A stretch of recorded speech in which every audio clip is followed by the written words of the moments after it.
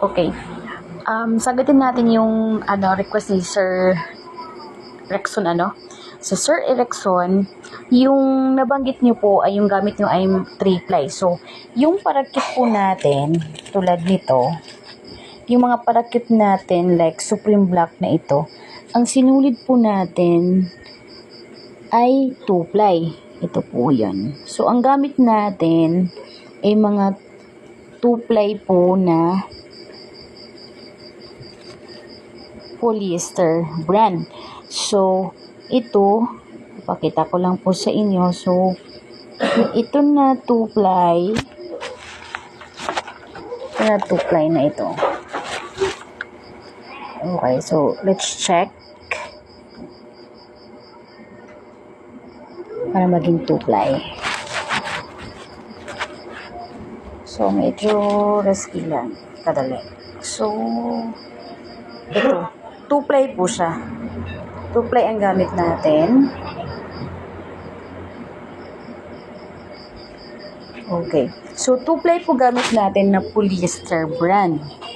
Para dito sa parakit na gawa natin. Mapa white original man o itong Supreme Black na.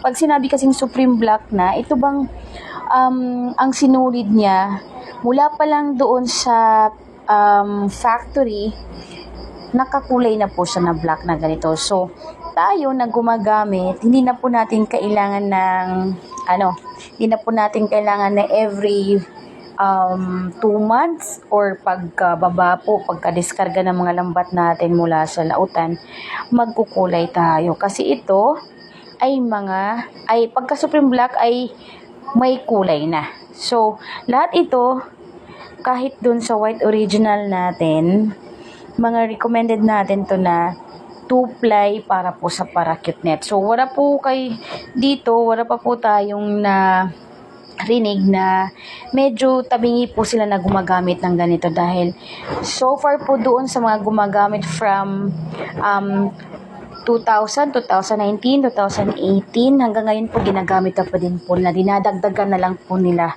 yung mga lambat nila na napagawa. So, I hope this answer your question, Sir Rexon,